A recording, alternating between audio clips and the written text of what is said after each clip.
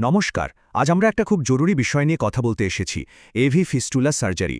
আমাদের উদ্দেশ্য হল পুরো প্রক্রিয়াটা একদম সহজভাবে ধাপে ধাপে আপনাদের সামনে তুলে ধরা, যাতে রোগীরা সবটা জেনে একটা সঠিক সিদ্ধান্ত নিতে পারেন। আমরা মোট 5টা পয়েন্ট ধরে এগোব। প্রথমে জানব এটা ডায়ালাইসিসের জন্য কেন এত জরুরি, তারপর দেখব এর প্রস্তুতি কেমন, সেরে ওঠার প্রক্রিয়াটা কি, এর ভালো মন্দ দিকগুলো, আর সবশেষে এর লম্বা সময়ের প্রভাব নিয়েও কথা বলবো। চলুন শুরু করা যাক। তো সবার আগে যে প্রশ্নটা আসে, এই এভি ফিস্টুলা জিনিসটা আসলে কি, আর হিমোডায়ালাইসিসের জন্য এটাকে কেন এত গুরুত্বপূর্ণ বা একটা গোল্ড স্ট্যান্ডার্ড বলা হয়। চলুন ব্যাপারটা একটু খতিয়ে দেখি। একদম সহজ করে বললে এটা হলো আমাদের শরীরের ধমনী আর শিরার মধ্যে একটা সার্জিক্যাল কানেকশন তৈরি করা। ভাবুন তো, এটা অনেকটা ব্লাড ফ্লোয়ের জন্য একটা স্পেশাল সুপার হাইওয়ে বানানোর মতো। এই শক্তিশালী পথটাই ডায়ালাইসিসকে অনেক সহজ আর কার্যকর করে তোলে। সবচেয়ে বেশি যে ফিস্চুলাটা দেখা যায় সেটা হলো এই রেডিওসেফালিক। ডাক্তাররা সাধারণত এটাই প্রথমে করার কথা ভাবেন যদি শিরার সাইজ ঠিকঠাক থাকে। এর কারণ হলো এটা ক্যানুলেশন, মানে সূচ ফোটানোর জন্য অনেকটা জায়গা দেয়, যা ডায়ালাইসিসের সময় খুব কাজে আসে। আরেকটা অপশন হলো স্ন্যাপবক্স ফিস্টুলা, যেটা কবজির একটা খাস জায়গায় করা হয়। এর সবচেয়ে বড় প্লাস পয়েন্ট কি জানেন? এর সাকসেস রেট কিন্তু বেশ হাই, আর এটা হাতের অন্যান্য দরকারি রক্তনালীগুলোকে বাঁচিয়ে রাখে, যা ভবিষ্যতের জন্য খুব ভালো। এরপর আসে ব্র্যাকিওসেফালিক ফিস্টুলা। এর লোকেশনটা হল কনুই বা তার ঠিক ওপরের দিকে। এখানে ব্র্যাকিয়াল ধমনীর সাথে সেফালিক শিরার একটা কানেকশন তৈরি করা হয়। কিন্তু এমনও তো হতে পারে যে আগের ফিস্চুলাগুলো তৈরি করা সম্ভব হলো না। তখন কি হবে? ঠিক তখনই কাজে আসে এই বিটিবি ফিস্চুলা। তাই এটাকে একটা খুব দরকারি বিকল্প হিসেবেই দেখা হয়। তো ফিস্টুলার বিভিন্ন টাইপ তো আমরা জানলাম।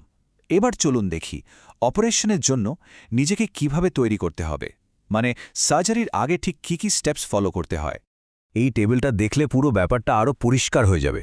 দেখুন, এটা কিন্তু খুব বড় কোনো অপারেশন নয়, লোকাল অ্যানেস্থেশিয়া দিয়েই করা হয়, আর সময় লাগে মোটামুটি 1 থেকে 3 ঘন্টা। হাসপাতালে থাকার বিষয়টাও খুব সংক্ষিপ্ত, 1 দিন থেকে 2 দিনের মতো। অপারেশনটা যাতে সফল হয় তার জন্য এই কয়েকটা জিনিস কিন্তু খুব জরুরি। যেমন ধরুন, ব্লাড প্রেশারের ওষুধটা আগের রাত থেকে বন্ধ রাখতে বলা হয়, কারণ অপারেশনের সময় ব্লাড প্রেশার একটু বেশি থাকাটা ফিস্টুলা তৈরির জন্য ভালো। আর অপারেশনের আগের দিন ডায়ালাইসিস করে নেওয়াটাও খুব গুরুত্বপূর্ণ।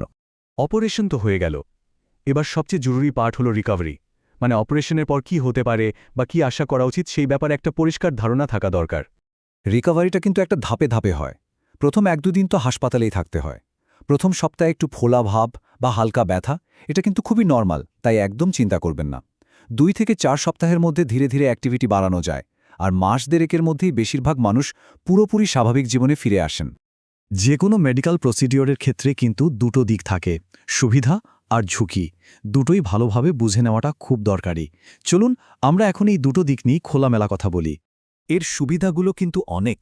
এটা শুধু যে একটা রিলায়েবল ডায়ালিসিস অ্যাক্সেস দেয় তাই না, ইনফেকশন বা ব্লাড ক্লটের মতো বড় বিপদও কিন্তু অনেকটাই কমিয়ে দেয়।